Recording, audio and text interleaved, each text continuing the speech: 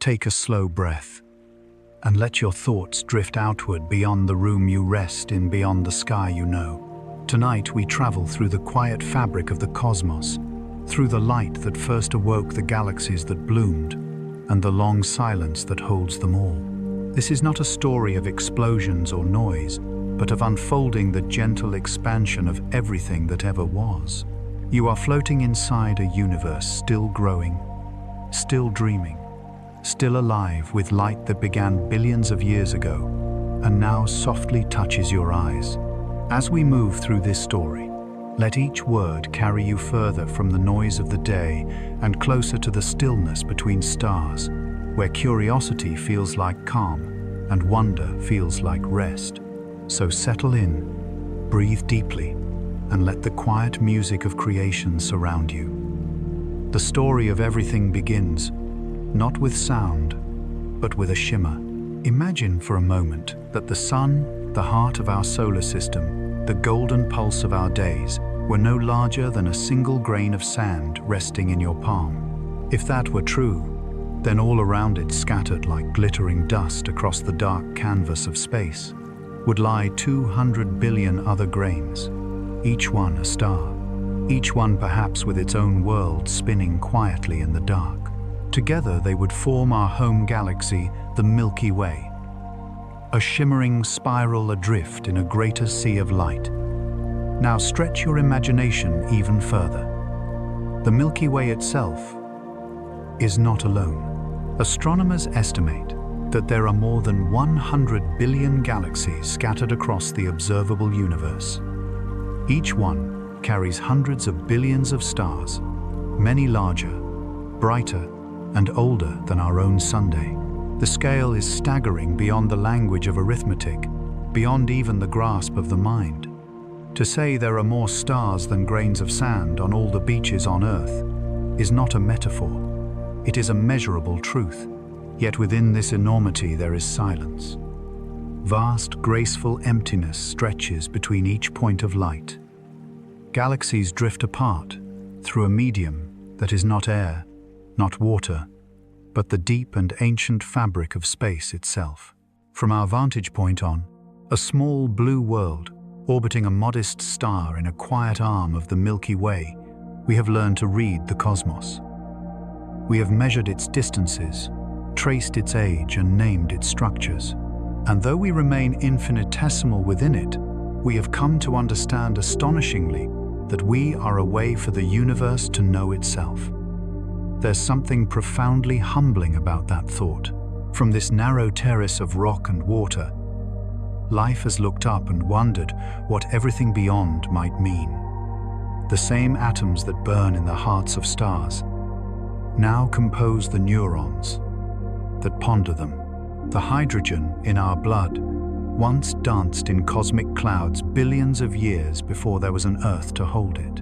Every breath you take contains atoms born in the cores of ancient suns, scattered through the cosmos by supernovae that burned, expanded, and faded long before the first humans opened their eyes to the sky. The scale of the universe is not just a matter of distance, it is a matter of time. Light from the nearest star beyond our sun takes over 4 years to reach us. The light from distant galaxies captured by our telescopes began its journey long before the Earth existed. Each photon, each particle of light, is a time traveler carrying with it a record of the past. To gaze into the night sky is to look backward across billions of years to witness creation in slow, silent replay. And yet, despite this grandeur, the cosmos does not shout. It hums softly. The language of the universe is not made of noise or movement, but of light and silence. Every star is a note, every nebula a chord, and every galaxy a vast symphony unfolding over eons.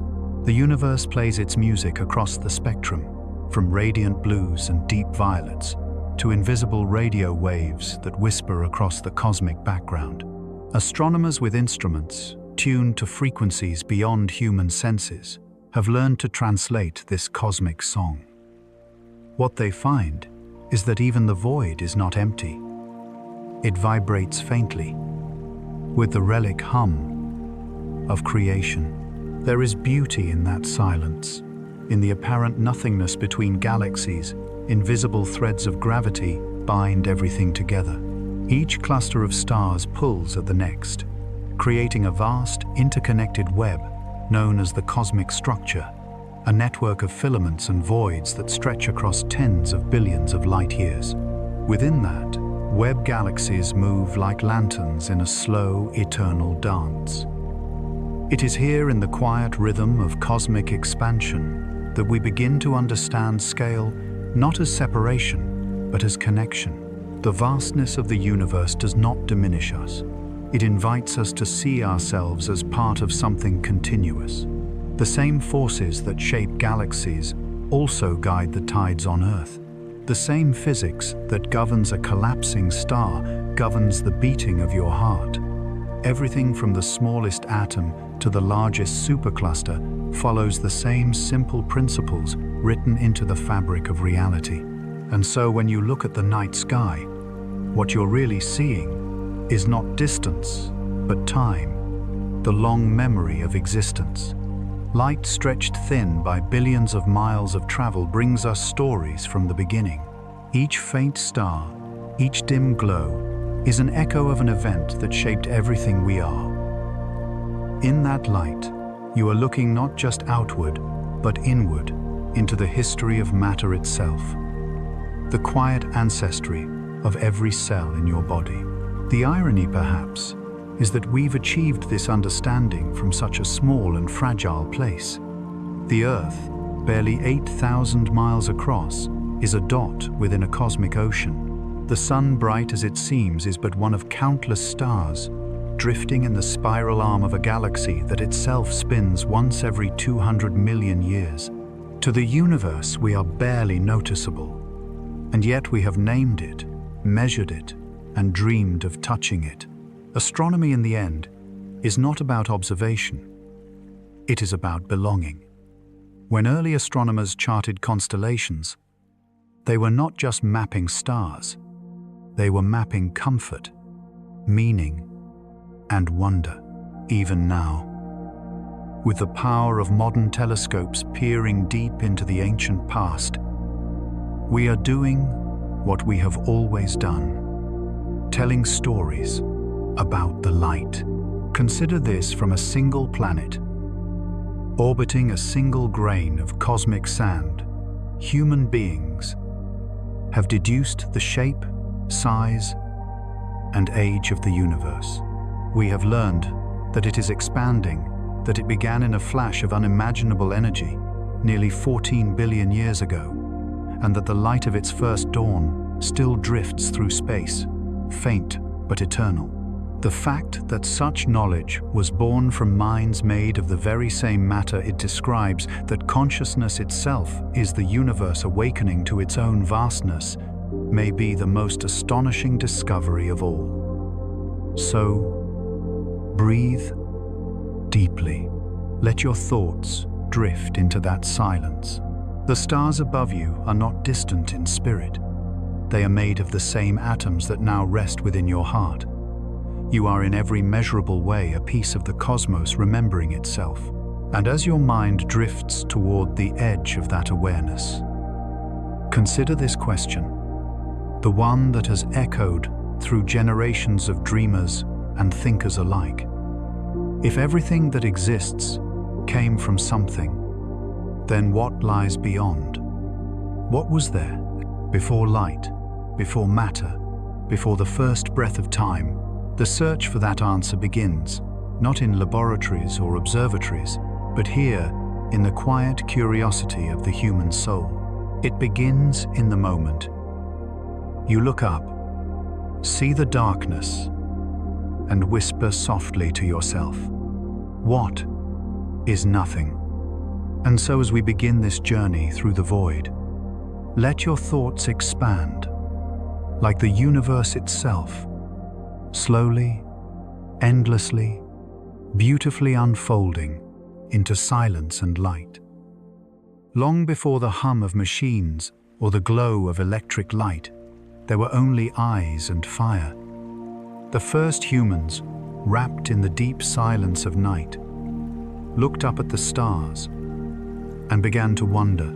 The sky then must have seemed both infinite and intimate, an immense dome of flickering embers that felt close enough to touch. Every glimmer seemed deliberate, every movement divine. In that early darkness, our ancestors painted their questions onto the heavens, tracing patterns in light to make sense of existence. They named constellations, as if naming might grant understanding, drawing hunters, lions, and serpents across the cosmic sphere. Above them, the stars burned with patience. Below, the fires of curiosity had just begun to rise. In those ancient nights, people imagined that the Earth was fixed at the center of everything. The stars, they thought, were embedded in a vast crystalline shell that turned gently around them, carrying the moon and the wandering planets in perfect harmony. It was an elegant illusion, the sky as a lantern, the stars as holes pricked in its surface to let through the divine glow. This cosmic ceiling offered comfort, suggesting that the universe was ordered, complete, and purposeful. The world, they believed, was small, but significant, watched over by deities, enclosed by certainty, and yet within that certainty something restless stirred. The human mind, though bound to the soil, has always leaned toward the infinite. From the deserts of Mesopotamia to the temples of Egypt and the hilltops of Greece, people began to record the patterns of the heavens. They marked the cycles of the moon, the return of the solstices, the slow dance of the constellations. With each generation, our ancestors looked a little deeper, measuring the rhythm of the cosmos, not just in awe, but in understanding. Slowly, the stars became not just divine symbols, but points of inquiry. Imagine one such night, thousands of years ago. A child lies awake beneath the stars. The air is still and cool. The distant sound of insects hums through the dark. Beside them, a small fire flickers, sending sparks into the air like tiny imitations of the constellations above. The child's eyes wander to the horizon, where the dome of the sky seems to meet the earth. Where does it end? They wonder. What lies beyond that edge? In that simple, innocent question lies the seed of every scientific thought that would follow. The child's gaze becomes humanity's compass. Centuries later, those questions would deepen, transformed from myths into mathematics. The Greeks sought to give the universe a structure defined not by gods, but by geometry. They believed the heavens to be perfect, eternal spheres, each nested inside another like transparent shells. The philosopher Aristotle imagined the cosmos as a finite system, a celestial clockwork of crystal orbs turning around an unmoving Earth. For generations, that vision of the universe endured, supported by its beauty and symmetry. It felt complete, it felt safe, but safety was not enough for curiosity. When thinkers like Aristarchus of Samos proposed that the Earth might orbit the Sun, they were met with disbelief. To imagine motion beneath one's feet, to picture the stars as distant suns, it was a thought that strained against the limits of comfort. Yet even those early heretics planted ideas that would bloom centuries later. Every whisper of doubt, every spark of imagination, chipped away at the ancient ceiling of certainty. Still, for most of history, the universe remained a small place, a luminous shell enclosing Earth's short horizon. Even as civilizations rose and fell, the stars held their silent positions, appearing eternal. For many, this was proof that the cosmos was fixed by divine design. To question that order seemed impossible, even dangerous. And yet, there were always those who did. Quiet minds, who by candlelight or starlight began to sense that perhaps the universe was not what it appeared to be. The Renaissance would ignite that quiet suspicion into a flame. By the 15th and 16th centuries, as explorers sailed across unknown seas, scholars began to sail across unknown ideas. They mapped the human body, the motions of the planets, the hidden logic of the heavens. Curiosity became courage. The poet and the mathematician spoke the same language, one of wonder. Among them were the dreamers who dared to look up and think. What if the stars were not lights fixed in a dome, but suns in their own right? What if the universe did not end at a crystal edge?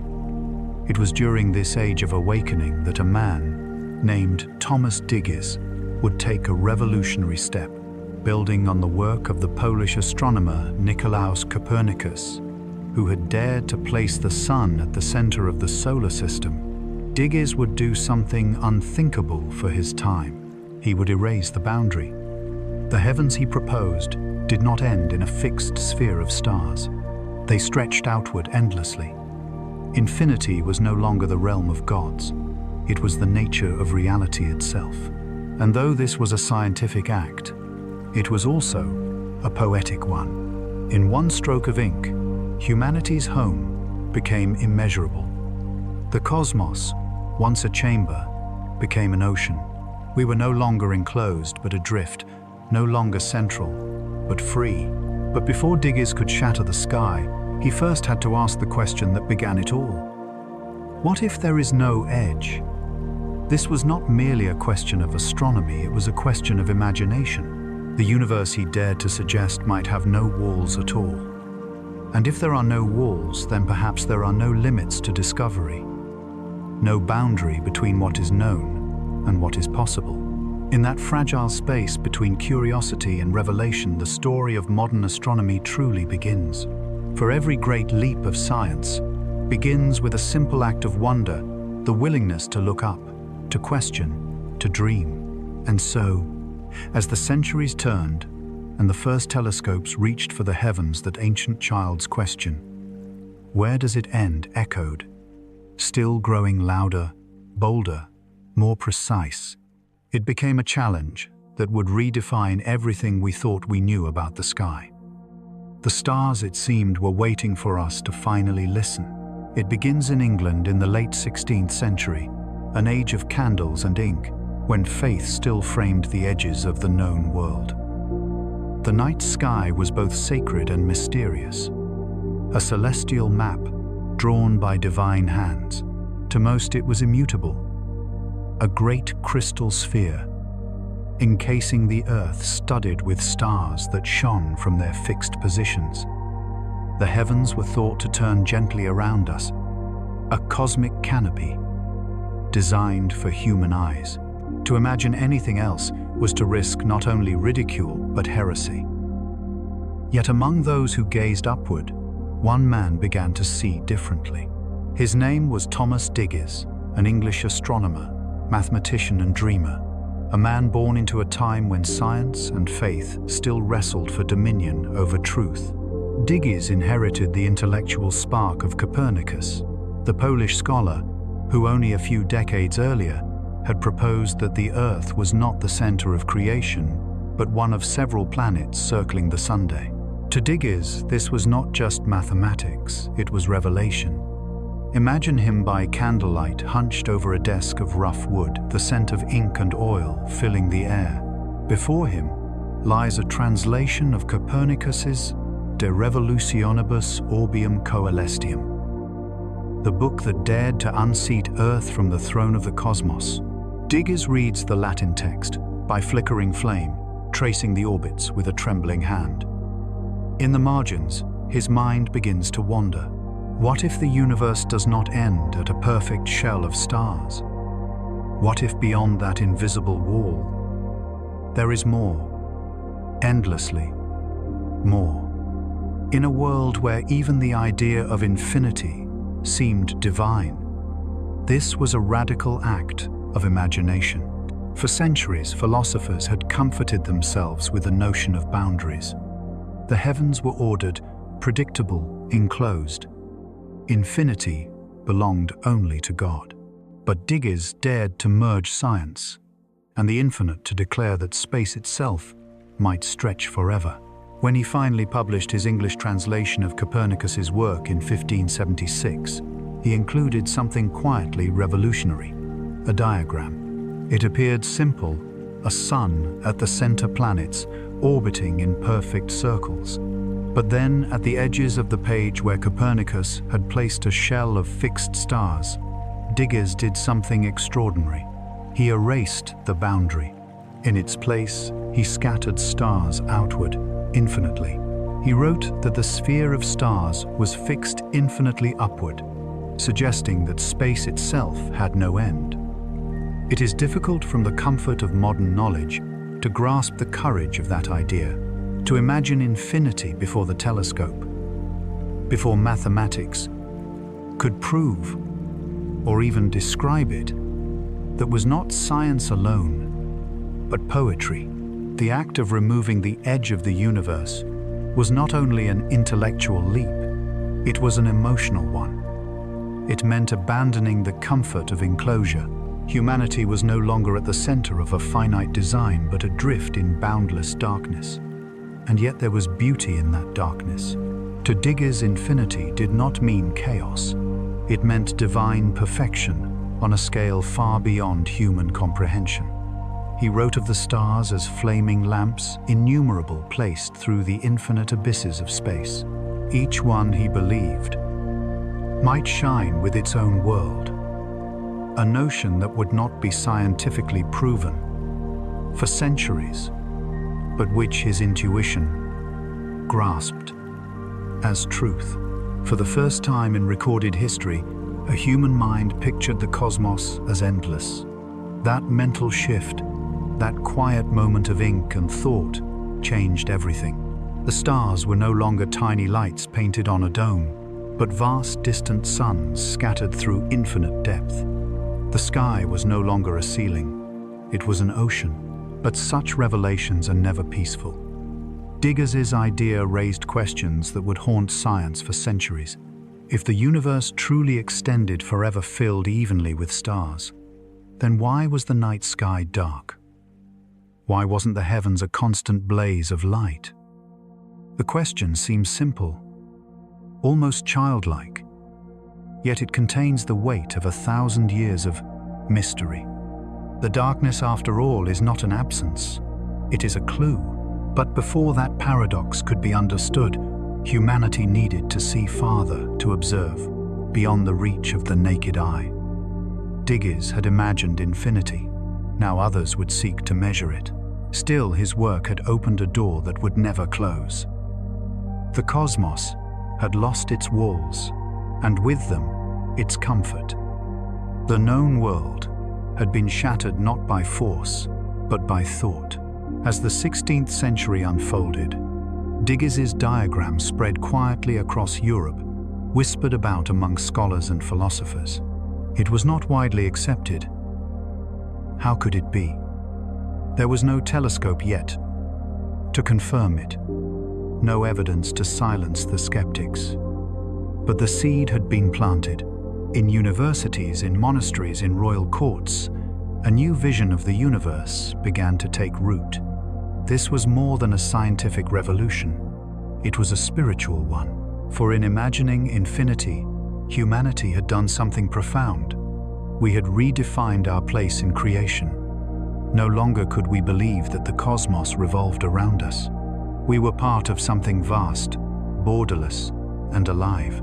And though Diggers himself would fade into history, his name overshadowed by later giants like Galileo and Kepler, his moment of insight remains a turning point. In that single act of removing the edge of the universe, he gave birth to modern cosmology. Still, the emotional weight of his vision lingered. Imagine what it must have felt like to live in a world that had just discovered its own boundlessness. The horizon had dissolved. The stars, once comforting and familiar, had become strange again, unreachable, infinite, cold. Humanity was no longer the center of everything, but a drifting spark among countless others. Yet even in that revelation, there was wonder. The poet John Donne, writing only a generation later, captured the unease of this new worldview. And new philosophy calls. All in doubt, he wrote, reflecting on the loss of cosmic certainty. The sun is lost, and the earth, and no man's wit, can well direct him where to look for it. But what Donne described as loss was in truth the first breath of freedom.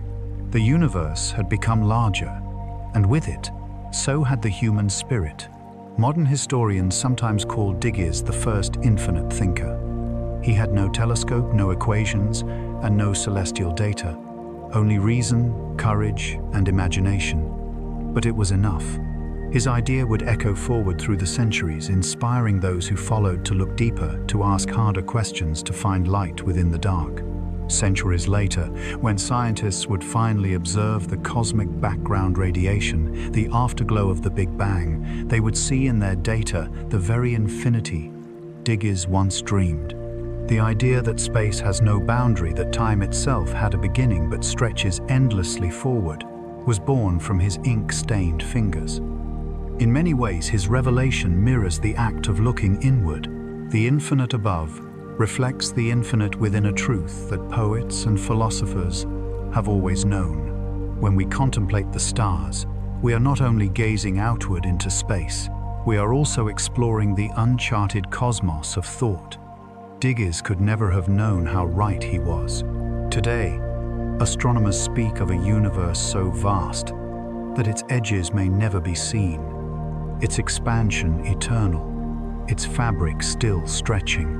Galaxies drift farther apart, each second carried by the silent swell of space itself. To look up now is to look into a story that began long before Earth, long before stars themselves. A story that began perhaps in nothing at all. But for humanity, that first act of imagination to lift the stars from their fixed shell and let them float in infinity was the moment everything changed. It was the moment we stopped believing that knowledge had an edge. It was the moment we realized that discovery is endless. The sky, once a ceiling, had been shattered. In its fragments, we found both our insignificance and our purpose. To wonder is to belong. To question is to awaken. And in every glance upward, we continue what Thomas Digges began: the quiet rebellion of thought against the boundaries of the known. In that rebellion lies not arrogance, but awe. For to imagine infinity is to surrender to it, to accept that we will never measure it fully, but will always reach toward it.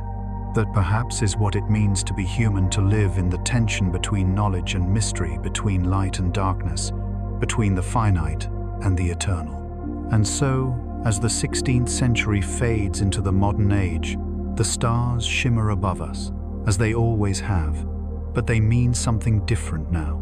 They are no longer points on a celestial dome, but windows into forever.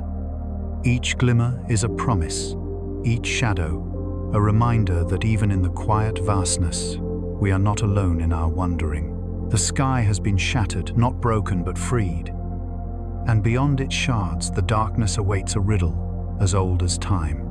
Soon, another question will rise. If the stars are infinite, why is the night not filled with their light? The night sky, so full of stars, should never be dark. It is a paradox that seems almost too simple. A child's question, whispered beneath the stars. If the universe is infinite and filled everywhere with suns, then why is the sky not bright with their light? Every direction we look, there should be a star. Every inch of darkness should shimmer with the glow of a distant Sunday. And yet, when we look upward, we find mostly shadow, the black sea between the stars, deep, vast, and quiet. This question, first noticed by thinkers like Thomas Digges, would later be known as Olbers' paradox. named after the German astronomer Heinrich Olbers, who gave it voice centuries later. The mystery is not trivial. It cuts to the heart of our understanding of the cosmos, of time distance, and the very shape of existence. Imagine for a moment standing beneath an infinite canopy of stars. If the universe were eternal and unchanging, then light from every star, no matter how distant, would eventually reach us. The sky would blaze as bright as the sun itself, a constant burning field of light. But the universe we see is not like that. Instead, it is dark, dotted with the quiet flicker of stars separated by oceans of night. At first, early astronomers offered poetic explanations. Some thought that perhaps space was filled with dust or cosmic smoke, a veil that dimmed the starlight before it reached us. Others imagined that the distant stars were too faint to be seen, their light too weak to bridge the gulf of the heavens. Yet these ideas could not satisfy the paradox. Even the faintest light given infinite time would arrive. No dust could hide eternity. No veil could dim infinity. So what then was the truth? The answer would take centuries to reveal itself. And it would change everything we thought we knew about time and space. But long before the mathematics of relativity or the discovery of cosmic expansion, the paradox lingered like an unspoken truth in the silence of the night sky. The darkness was not emptiness. It was evidence. It hinted that the universe was not eternal and static as once believed. It suggested that there had been a beginning, a moment when the stars had not yet burned, and an ongoing story in which their light had not yet filled the void. The blackness above our heads was not a failure of vision. It was a glimpse into time itself, a shadow cast by the limits of light. The paradox is beautiful in its simplicity. The night sky is dark, not because there are too few stars, but because the universe has not existed long enough for all their light to reach us. Space itself is expanding, stretching light as it travels, thinning its brilliance into invisible wavelengths. The further away a galaxy lies, the faster it recedes, until its glow fades beyond our eyes into the infrared and microwave spectrum, the quiet hum of the cosmic background. What we perceive as darkness is in truth the afterglow of creation stretched thin across the fabric of time. And yet, there is something deeply human in the way we once misunderstood that darkness. For generations, people feared the void. They filled it with gods, with monsters, with meaning. We are creatures of light. Our eyes crave definition. But the cosmos does not owe us clarity. Its beauty lies in its silence, in the way it withholds as much as it reveals. Picture the night sky again this time, through the eyes of an 18th century observer. There are no city lights, no telescopes powerful enough to see beyond the Milky Way. The sky is a canvas of silver, infinite and still. To them, this was the totality of existence, a calm, eternal dome. Yet beneath that illusion, stars were dying, galaxies were drifting, and the fabric of space itself was expanding. The darkness was not peace, but motion. In that silence, science found its first great contradiction. To explain the blackness of the night was to admit that the universe might have a history, that it might not have existed forever. This realization would unsettle centuries of philosophy. An eternal, unchanging cosmos had comforted thinkers since Aristotle. To imagine that it might have begun, that it might evolve, was to imagine impermanence on a cosmic scale. But truth, like light, travels steadily even through the dark. By the time of the Enlightenment, the paradox had taken hold of scientific thought. Astronomers and philosophers debated endlessly. Could it be that the stars were not infinite after all? Could the universe be finite, bounded not by walls but by time itself? The seed that Digges had planted, infinity, was now blooming into a deeper question. Perhaps the universe was not infinite in age. Perhaps, like all living things, it was born, it grows, and one day it will fade. To understand why the night is dark, we had to understand that time itself is part of the universe. The light from distant stars is not eternal. It is a traveler moving across billions of years. Much of it has not yet arrived. The darkness between the stars is simply light on its way. Light too far, too slow, too stretched for us to see. And so the paradox became a portal. It transformed the way we perceive the universe. The dark sky above us is not the absence of creation, but its most eloquent evidence. Each shadowed region, each silent gap, tells us that the universe is dynamic, that it began once, and that it continues to expand even now. The void is not a void at all. It is the breath between heartbeats, the pause between pulses of light. If we could see, with eyes tuned to microwaves instead of visible light, the entire sky would glow faintly, evenly, with the whisper of the Big Bang. The darkness would vanish, replaced by the soft shimmer of ancient photons that have been traveling since the dawn of time. We are surrounded by this light. Always, it bathes every corner of space, fills every breath of night. We simply cannot see it. There is poetry in that truth. The darkness we fear most is filled with the oldest light of all. It is the echo of the universe's first awakening, the afterglow of creation, stretched into invisibility. The night sky in its stillness is not silent, but singing a song of distance and age. This paradox, this quiet contradiction, would eventually lead us toward the answers that define modern cosmology. It would inspire the minds of Herschel, Leavitt, and Hubble to look deeper, to measure the unmeasurable, to find meaning in faint glimmers of light.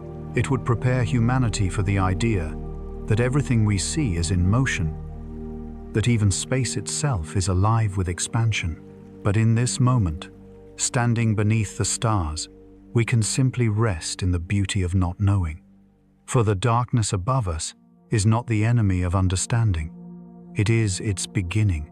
So the next time you look up and see only shadow between the stars, remember this: what you are seeing is not nothing. You are looking into the unfinished sentence of the cosmos, the space between creation and arrival. The light is still coming. The universe is still writing its story, and though the night may appear silent, it is filled with the whisper of becoming, the quiet promise that everything bright was once unseen. And now, as the stars blink softly in the distance, the darkness draws its veil not to conceal but to invite. The next chapter of this cosmic story will be written in the patient light of those who map the heavens. When the world first began to look outward with reason instead of reverence, it was not with great machines or grand observatories. It was with patience and with hands. In the late 18th century, the stars were still mysterious, scattered across the sky like forgotten seeds. Humanity's maps of the heavens were incomplete, their distances immeasurable. But in a small, quiet town in Bath, England, a brother and sister were changing that story, one careful observation at a time. Their names were William and Caroline Herschel, and they were not born astronomers. William had begun his life as a musician, a composer for orchestras and churches, moving between melody and mathematics with equal grace. But the night sky called to him as music never had. Its patterns, its harmonies of motion, its hidden order, all seemed to whisper in a language he could almost understand. Caroline, his devoted sister, became his partner in this pursuit. Her steady hands and keen eyes shaping every discovery that followed. In their modest home behind thick stone walls, they built telescopes unlike any the world had seen. William melted metal in a small furnace, mixing copper and tin to form a perfect reflecting mirror. He poured it by hand, polished it for endless hours, with Caroline by his side, breathing in the sharp scent of molten alloy and ash. The light from their fire flickered on the walls, a faint echo of the distant suns they hoped to see. When their instruments were complete, they turned them skyward. And what they found was not a firmament, not a ceiling of fixed stars, but depth.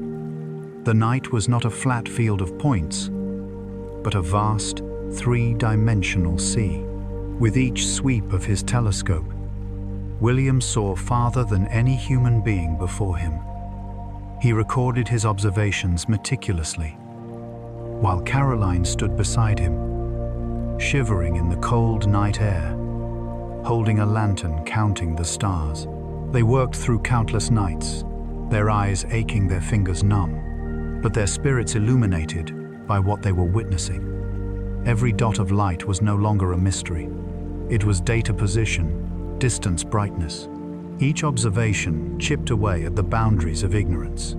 Together, they charted more than 2,000 nebulae and star clusters, creating a foundation that would define modern astronomy.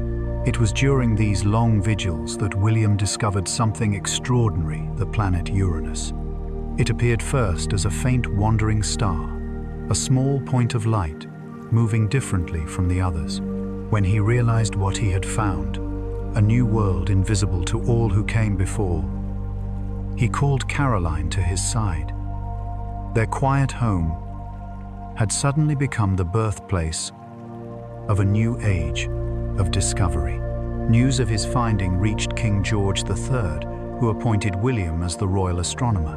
But fame was never his pursuit. What truly mattered to him was understanding. And so, free from financial worry, the Herschels began a grander project to map the entire sky, to chart the structure of the Milky Way itself. Night after night, they swept their telescopes across the heavens, counting stars in every direction. The task was almost impossible, a lifetime's devotion.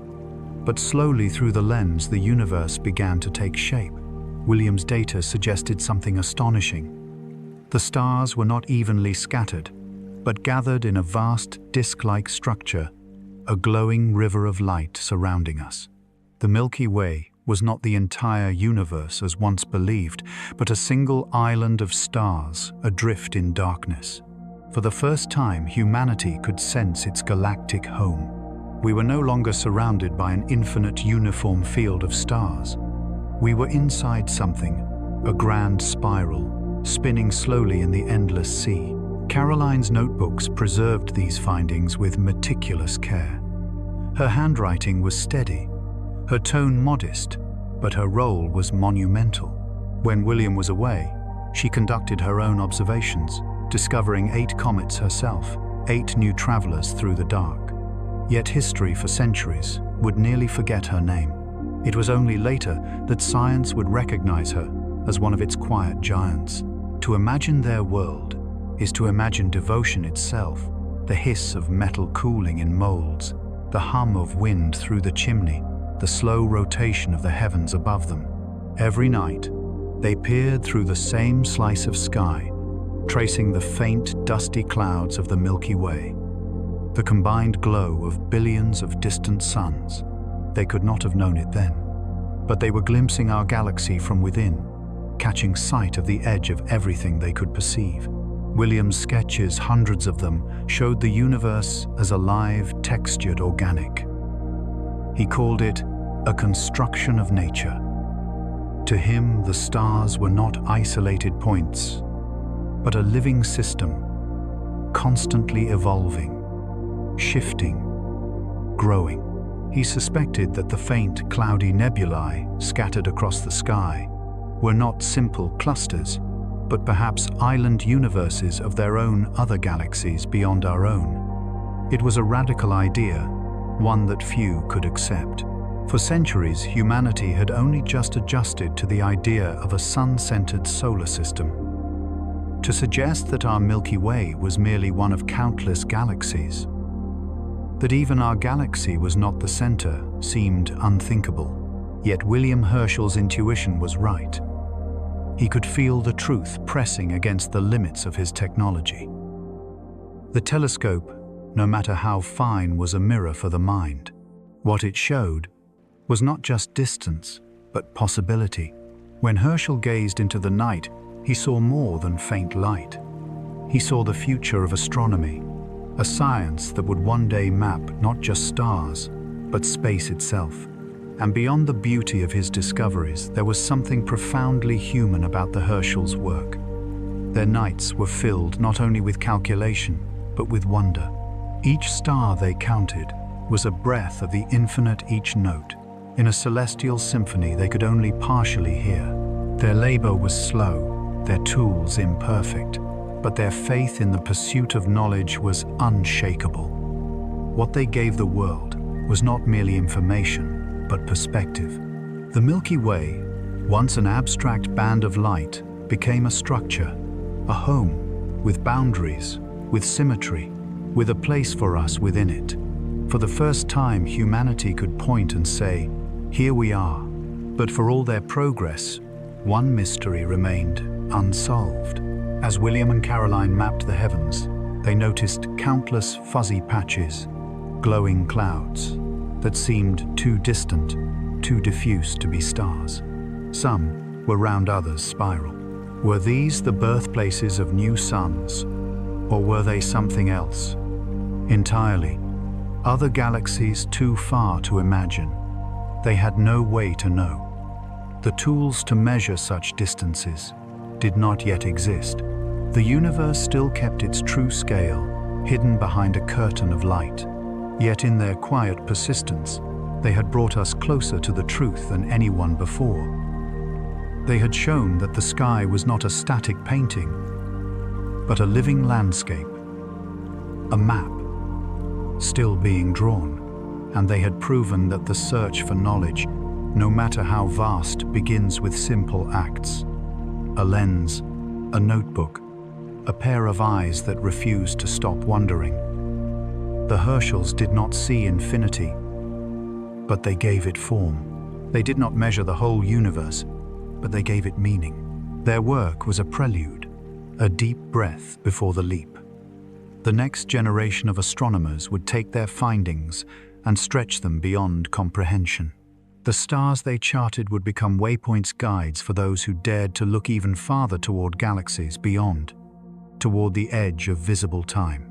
And in that long chain of discovery, William and Caroline Herschel remain what they always were, mapmakers of the infinite, tracing the outlines of wonder in the sky.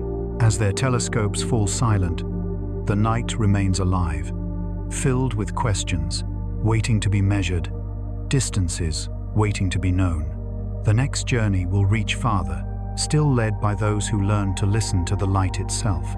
There are moments in science when discovery feels less like invention and more like remembering something ancient, as if the universe had been waiting patiently for us to notice. One such moment happened nearly a century ago in the quiet hours of a cold California night. High above the sleeping city of Los Angeles, the Hooker telescope at Mount Wilson turned its patient eye toward a faint blur of light, the Andromeda Nebula. At the eyepiece stood a man wrapped in solitude and starlight, Edwin Hubble. He was not the first to look at that misty oval in the sky, nor the first to wonder what it might be, but he would be the first to see what it truly meant. The night around him was still the mountain air, thin and cold. The light from his cigarette flickered faintly before being swallowed by the wind. Above him stretched the heavens, silent and endless. Through the long exposure of his telescope's glass plate, faint light from Andromeda gathered photons that had left their stars millions of years before the first humans learned to speak. Hubble waited, calm and methodical, as if listening to the heartbeat of the universe itself. When he later developed the plate there, it was a tiny speck within the nebula that pulsed, brightening and dimming in a steady rhythm. It was a Cepheid variable star, a cosmic clock whose pulse could reveal its distance. And in that small flicker lay the answer to one of humanity's oldest questions. How big is everything? The discovery was simple, elegant, and earth-shattering. Using Henrietta Leavitt's brilliant method, the relationship between a Cepheid star's brightness and its rhythm, Hubble calculated Andromeda's distance. The result was astonishing. It was not a cloud of gas within our Milky Way. It was another galaxy, altogether a vast island of suns, millions of light years away. In that instant, the universe expanded beyond comprehension. For centuries, humans had believed the Milky Way was everything, the total sum of creation. Now Hubble's quiet calculation revealed that our galaxy was merely one among countless others scattered across the deep.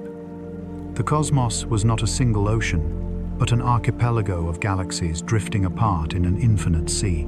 The story of how we reach that understanding begins not with power, but with patience. It began with Henrietta Swan Leavitt, working half a continent away and a decade earlier surrounded by dusty glass plates and the slow ticking of a Harvard clock. She was one of the computer's women who catalogued and measured stars for the Harvard Observatory. They were precise, diligent, and unseen, their brilliance unacknowledged in a world that did not yet believe they could be scientists. Leavitt spent her days poring over photographs of the night sky, thousands of them. Tiny white dots filled each plate, each representing a star's light caught in emulsion. Her eyes learned to detect the faintest changes in brightness, the smallest shifts in rhythm. Among them, she found the Cepheid stars that pulsed with extraordinary regularity, as though the universe itself was breathing through them. When she plotted their brightness against their periods, she saw it a perfect, straight line. The longer the period, the brighter the star. The shorter the pulse, the dimmer the glow. The relationship was absolute, a language written in light. That line, drawn in quiet pencil on thin paper, became a bridge between stars and distance between human eyes and cosmic scale. It gave astronomers a way to measure the universe itself. Leavitt never knew how far her discovery would reach. Her work was filed, referenced, and passed along, while others carried it into the night sky. But through her insight, the cosmos gained depth. The stars became more than decoration. They became coordinates in space and time. And Hubble, standing beneath the same stars years later, would use her law to look farther than anyone before him. He saw what no one else had seen, that those faint smudges in the telescope's view were not clouds of gas within our galaxy, but entire galaxies of their own. Billions of suns, countless worlds, light years upon light years apart. It was not merely a discovery, it was an awakening. Imagine that moment, a man alone in a mountaintop observatory staring through an instrument that had turned glass and metal into a window on infinity. He realized with absolute certainty that everything we had ever known was smaller than we thought. The sky, once a ceiling, became a vast and growing ocean. When he presented his findings, the world shifted. For the first time, humanity grasped that the universe had no edge. We could see only motion. Everything was moving outward, stretching, expanding. Space itself was swelling like the breath of something eternal. The idea seemed impossible. At first, even Einstein had resisted it. The universe, he believed, should be static, balanced, unchanging. But Hubble's observations told a different story. Every galaxy, no matter where he looked, was receding. And the farther away it was, the faster it moved. It was as if the fabric of space were a great sheet of elastic, marked with galaxies like ink spots. As the sheet stretched, the spots drifted apart, not because they moved through space, but because space itself was expanding. And in that simple truth lay one of the most profound revelations of modern science. The universe is not eternal, and still, it is alive, with motion. Every point in the cosmos, from the smallest atom to the largest cluster of galaxies, is part of that expansion. The distance between all things is growing. To grasp this is to feel small yet connected, to know that every breath we take, every beat of our hearts, happens within a universe that is stretching outward, not rushing away but unfolding. We are not falling into darkness. We are part of the rhythm of creation. The light from distant galaxies carries this story across time. Each photon travels for billions of years, redshifting as space expands its wavelength, stretching its energy, softening. By the time it reaches us, it is a whisper, a faded echo of what once blazed brightly. When you look up at the night sky, you are seeing not what is, but what was a universe caught in the act of becoming. To think that all of this began with a small flicker on a glass plate, the patient work of a woman who sought patterns in light, is to remember what science truly is: the art of paying attention. The stars have always spoken. It only takes stillness to hear them. Hubble's discovery did not end the mystery. It deepened it. The universe's expansion posed new questions. What drives it, and will it ever stop? If everything is moving away, what was it moving from? And if there was a beginning, what came before? But even without all the answers, there was a kind of peace in knowing that we are part of something vast and growing. The night sky, once fixed and eternal, became a living thing. It's humbling to think that we are made of the same atoms that were born in those distant galaxies, that the iron in our blood and the carbon in our breath were once flung from the hearts of ancient stars. Every spark in the sky is a reflection of our own existence, distant yet familiar. As the universe expands, so too does our understanding. The boundaries of knowledge recede like galaxies in the dark. The more we see, the farther there is to go. Yet with each discovery, the silence of the cosmos feels less like emptiness and more like belonging. For when Hubble looked into that telescope, he was not just observing the sky. He was observing the story of everything, the unfolding of time itself. The galaxies drifting away were not leaving us behind. They were carrying the same song outward, a harmony played on the strings of space and light. The universe expands, and we expand with it in understanding, in awareness, in wonder. And even as its edges stretch beyond our sight, the connection remains. The same light that began its journey billions of years ago now brushes softly against our eyes.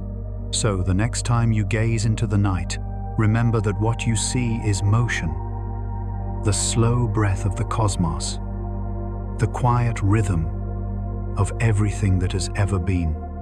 The sky above is not empty, it is growing, and in its gentle expansion lies the truth of our own becoming, that we are not outside the universe, but expressions of it blooming outward with the stars. And now, as the galaxies drift silently apart, the night remains full, not of distance, but of meaning. Each star, a heartbeat, each breath, a reminder that the cosmos too is alive. There are few ideas more humbling than this. The universe has a shape, and that shape bends everything we see, everything we know, and even the passage of time itself. To ask what the universe looks like is to ask how reality breathes, how space curves, how light moves, and how gravity is not a force pulling us down, but the shape of time gently turning us inward. For thousands of years, we imagined the cosmos as fixed and absolute. Euclid, the ancient Greek mathematician, wrote his rules of geometry as if they were the rules of reality itself, straight lines, parallel and infinite. angles and triangles behaving in perfect balance. A world where space was an invisible container, flat, reliable, and eternal. To him and to those who followed the heavens were a vast, perfect architecture. But truth, like light, has a way of bending. Centuries later, in the quiet rooms of European universities, new minds began to wonder, what if space was not straight at all? What if the universe curved around itself like the surface of a sphere, or folded inward like the skin of a fruit? One of those minds belonged to Carl Friedrich Gauss, a man whose insight was as sharp as it was silent. He suspected that space could possess curvature, even without a boundary.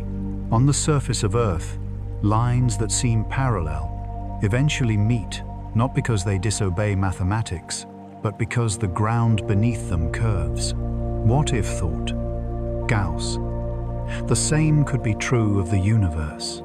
His ideas would be carried forward by his student Bernhard Riemann, who dared to think in dimensions beyond sight. In 1854, he stood before his professors in Göttingen and spoke of a space that could curve not only in 2 dimensions like a sphere, but in 3 or more.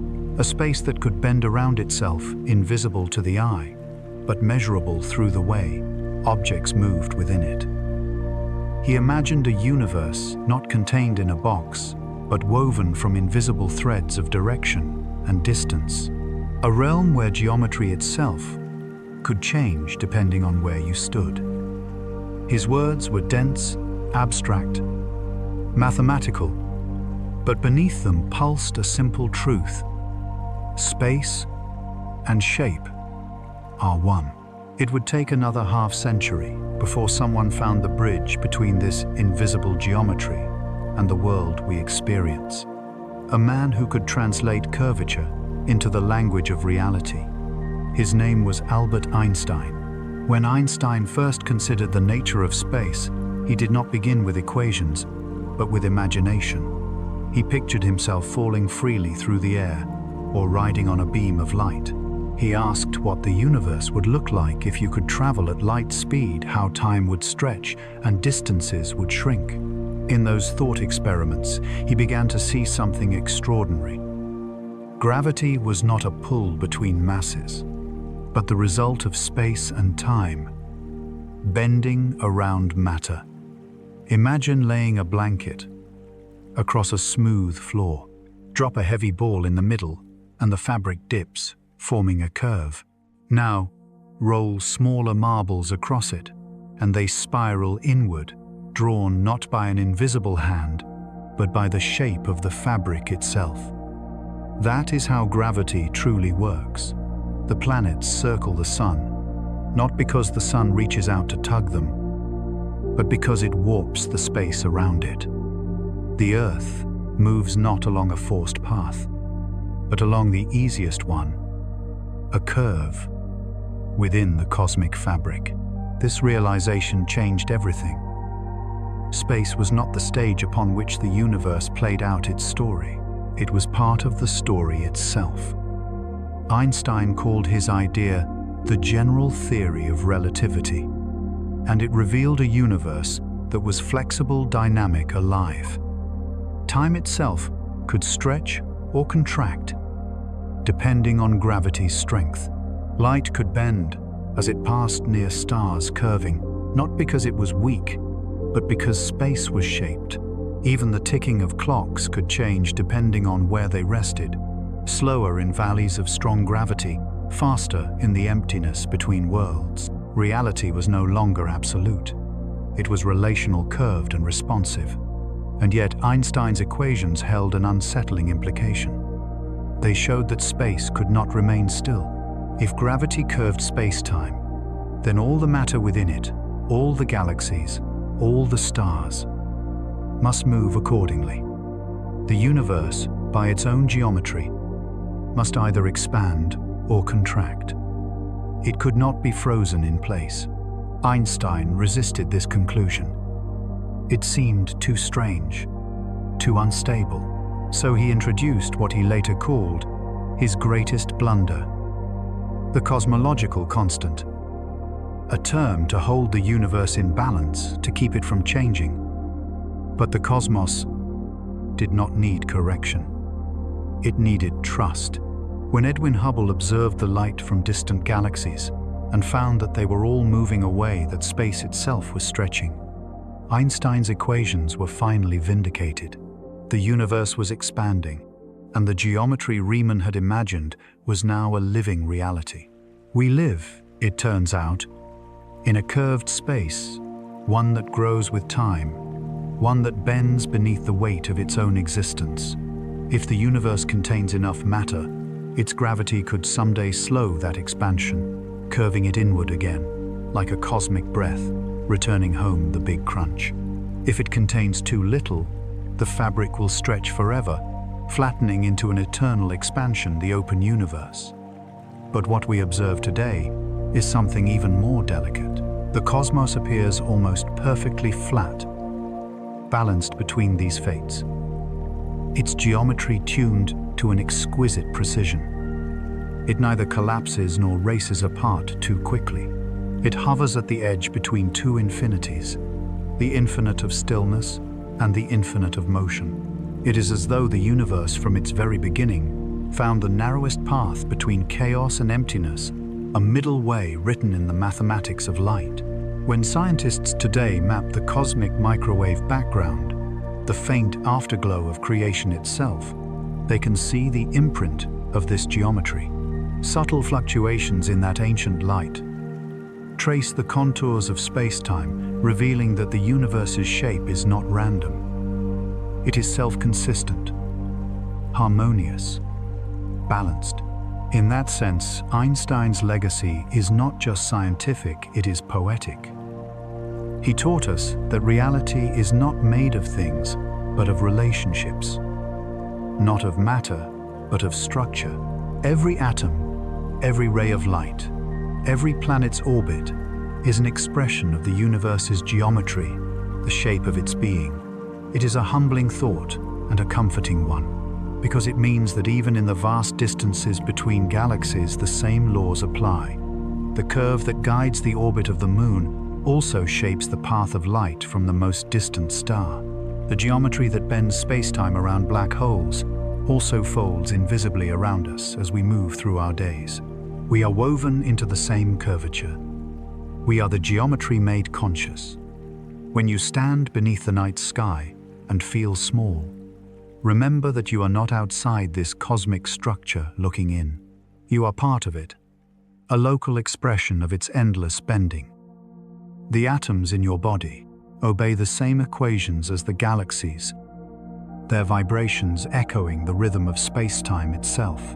Einstein once wrote that the distinction between past, present, and future is only an illusion, however persistent. He meant that within this fabric of reality, time is not a straight arrow, but a dimension, intertwined, with space stretching, folding, bending. We do not move through time. Time moves with us, like current, through water. Perhaps that is why the universe feels so alive, because it is never still. The galaxies drift, the stars age, the atoms vibrate, and the very space between them flexes and hums. The shape of everything is not a line or a sphere. It is a wave, a pulse, a living geometry, expanding, contracting, balancing, and breathing, in ways we are only beginning to understand. In the end, all that is stars, matter, light, and thought are simply the echoes of that curvature. The universe curves, and in doing so, it sings. And in that soft music of geometry and light, we find peace, the understanding that everything moves together, bound by shape, held by time, and carried by the quiet grace of space itself. Before there was structure, before there were stars, before even the first whisper of time, there was light. Not light as we know it now. No golden sunrise or flickering flame, but pure radiance, an ocean of brightness without form, direction, or shadow. It was not born in silence, but in a single instant of unimaginable creation. The universe in that first fraction of a moment became aware of itself. We call it the Big Bang, but the name misleads. There was no explosion, no burst within space, because space did not yet exist. There was only expansion, sudden, smooth, and endless. In less than a heartbeat, what had been smaller than an atom unfurled into a vastness that would one day cradle galaxies, stars, and the tender spark of human thought. For a long time, this light filled everything, a perfect glow, too brilliant for anything solid to exist. The young universe was a storm of energy so hot that atoms could not form. Protons and electrons drifted free, scattered through the haze like sparks in a furnace. The airless void shimmered with radiation, a symphony of photons colliding and scattering in every direction. Then slowly, it began to cool. As the temperature dropped, the chaos softened. Around 380,000 years after that first moment, the universe entered what physicists call recombination, the age when particles joined to form the first atoms of hydrogen and helium. The fog lifted. The photons once trapped in the cosmic fire were suddenly free to travel.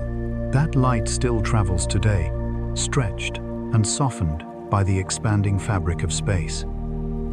It is the oldest thing we can see, the cosmic microwave background, the afterglow of creation. When you tune an old television to static, a faint part of that shimmer, that soft snow of noise, is the echo of this first light. Ancient photons, billions of years old, brushing gently against your eyes. Imagine it. The light that once filled the universe, now faint and cold, stretched by time until its wavelength has become a whisper, invisible to our eyes but not to our instruments. Astronomers capture it using satellite telescopes, mapping the faint variations in brightness that ripple across the sky. Those tiny ripples are the fingerprints of the first moments, the seeds from which galaxies would one day bloom. If you could see that light as it once was, the universe would not appear dark at all. It would shine in every direction, uniform and eternal. But as space expanded, that light was carried outward. Its wavelength stretched from visible brightness into the long, low hum of microwaves. This is why the night sky is dark. Not because there is no light, but because the light has grown old. The universe remembers its beginnings, but softly. From this glowing infancy came everything: the stars, the galaxies, and the delicate filaments of the cosmic web. Gravity began its patient work, gathering matter into clumps that grew heavier, denser, warmer. Within these, the first stars ignited, lighting up the universe for the first time since creation. These were not gentle stars. They burned with blinding brilliance, forging the first elements heavier than hydrogen and helium, carbon, oxygen, iron. When they died, they exploded, scattering their gifts across space. Every atom in your body was once inside one of these stars. Every breath you take carries the ashes of creation. To think of it is to feel time fold inward. Every star, every planet, every living thing born from the same luminous origin. The photons that pass through your eyes tonight may have traveled for more than 13 billion years, their journeys beginning when the cosmos itself was young. Light does not age in the way we do. It simply travels eternal, obedient to the curvature of space. It threads through galaxies, slips past the gravity of black holes, and drifts endlessly through the void. When you look up at the stars, you are not seeing them as they are. You are seeing them as they were long ago. The sky above is a record of the past written in light. In a way, the universe is a story told by photons, a narrative of motion, of change, of becoming. Every beam of light carries information. and every moment you spend under the night sky is a form of listening. There's a kind of holiness in that thought, that we, small and temporary, can perceive something so ancient and infinite, that we can trace our origins not through myth or memory, but through the quiet hum of background radiation, still echoing in the dark. For billions of years, that light has journeyed outward, crossing unimaginable distances, touching everything without pause or purpose. And yet, when it reaches us, when it falls upon our world and warms our oceans, or strikes the silver of a telescope's mirror, it becomes part of us. We are receivers of ancient messages written before there were eyes to see or minds to wonder. And even now, the universe continues its expansion. Space stretches like a slow exhale, and the galaxies drift farther apart. The distances between stars grow wider, and the light between them fainter. One day far in the future, that early radiance will fade beyond perception, but its story will remain written in us, in the atoms of our blood, the warmth of our bodies, the spark of our thoughts. The light of creation never truly left. It transformed. It became matter, and in time, it became us. Every flicker of consciousness, every act of curiosity, every small flame lit in the dark, all are echoes of that first boundless illumination. Perhaps that is why light feels so deeply familiar. It is not just something we see, it is something we are. The same photons that once bathed the infant cosmos now dance in the cells of your eyes, turning the universe into experience. When you look at the stars, you complete a circle that began more than 13 billion years ago. And though the cosmos grows colder and the galaxies drift away, this connection endures not through distance, but through continuity. The same forces that shaped the first dawn shape the rhythm of your heartbeat. The same radiation that filled the heavens still hums faintly in the background, a lullaby that never ends. The light of creation was not a moment, it was a becoming. It still unfolds in every sunrise, in every spark of thought, in every quiet act of wonder. And if you close your eyes tonight, you might feel it not as brightness, but as warmth. A faint, endless glow that has no beginning and no end. It is the memory of everything. And now, as the universe rests in its soft radiance, may that same ancient light cradle your thoughts, reminding you that you too are made of starlight, a fragment of the first dawn, still shining, still traveling home. The universe has always been in motion, a quiet rhythm, pulsing beneath everything we know, from the first burst of light, to the formation of galaxies, from the rise of stars, to the gentle spin of planets' existence, has unfolded like a long, slow breath. But every breath, no matter how vast, also carries its stillness. The pause between inhale and exhale, where everything rests for a moment in quiet balance. We are living in such a pause. Our universe is expanding, the galaxies drifting away from one another across an ocean of deepening silence. The spaces between them widen. Stars are born and die, but their light takes longer and longer to cross the growing gulf. One day, far into the future, that light will no longer reach us. The sky above will fade, not because the stars have vanished, but because their stories will have stretched beyond the horizon of sight. It is not a tragic ending. It is simply the universe exhaling. This idea that all things move apart was first measured by Hubble, but its secret lay deeper. The expansion was not slowing down. As gravity pulled things together, it was speeding up. Something unseen was driving it, pushing galaxies apart, faster and faster. Scientists call it dark energy, though the name only hints at mystery. We cannot see it or touch it. We only know it exists because of its influence. the quiet acceleration of everything. It is strange to think that the fate of the cosmos depends on something invisible, something that does not glow, or collide, or decay. It moves not with force, but with stillness. It does not act like matter. It acts like space itself, the breadth between galaxies widening with time. If this acceleration continues, the night sky will one day grow still and empty. The Milky Way and its nearest neighbors will merge into one island galaxy surrounded by endless dark. Beyond that, there will be nothing visible, no other clusters, no faint smudges of light, just silence. But even that future holds beauty. The stillness between galaxies is not absence. It is the universe returning to calm, a cosmic peace that echoes the quiet after creation. Every force that ever was, every collision and burst of energy, every star that ever burned, will have played its part in shaping the silence to come.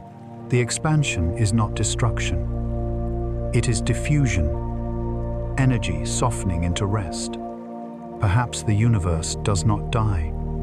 Perhaps it merely falls asleep. And what of us, small and bright, in the middle of all this vastness? Our lives are flickers, our memories brief, but we are born of the same physics. The expansion that carries galaxies apart is the same that stretches the wavelengths of light we see. The same constants that shape stars also shape the bonds between atoms in our bodies. In every sense, we belong to this stillness.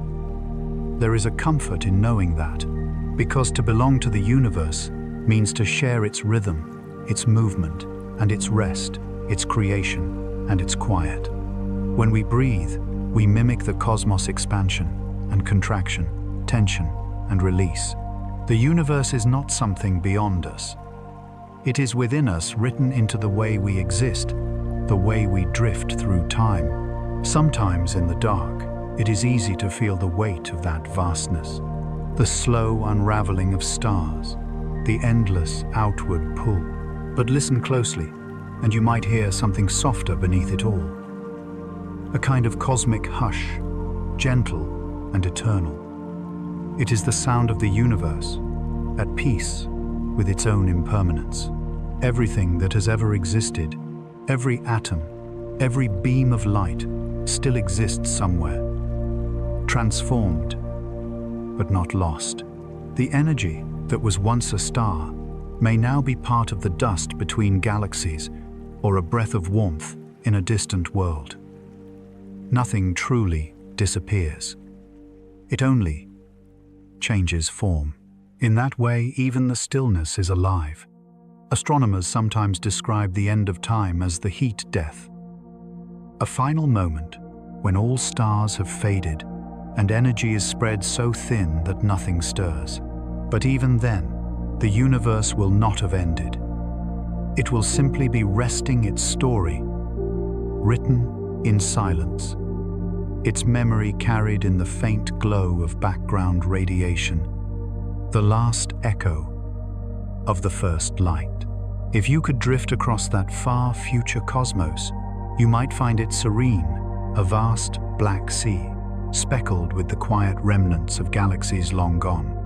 The stillness would not feel cold or lonely. It would feel complete. The long symphony of creation, expansion, and light would have resolved into a final note, a single, infinite hum. And maybe that hum is not the end. Maybe it is the beginning of something we cannot yet imagine. A new breath, waiting to be drawn, another universe, rising from the quiet. For now, we are here suspended in the middle of that motion between beginning and ending, between brightness and silence. The stars still shine for us. The galaxies still drift. The light of creation still touches our world. And within that fragile, fleeting moment, we are given something rare, the chance to look up, to wonder, and to listen. Because in the stillness between galaxies, there is no emptiness, only space enough for thought, for gratitude, for peace. The same peace that has always existed hidden beneath the noise of creation, waiting to be felt. So tonight, as you drift towards sleep, let the mind rest where light once began, in the soft rhythm of expansion, in the slow breath of the cosmos. The galaxies will continue their quiet journey. The stars will fade and return. The silence will deepen, but it will never be empty. It will always hold the memory of what once was, and the promise of what might be again. And as the universe settles once more into quiet balance, may your thoughts drift gently among the stars. And now, as the last echoes of starlight fade, the universe continues vast, steady, and serene. The galaxies drift farther apart, but their light still hums softly in the dark.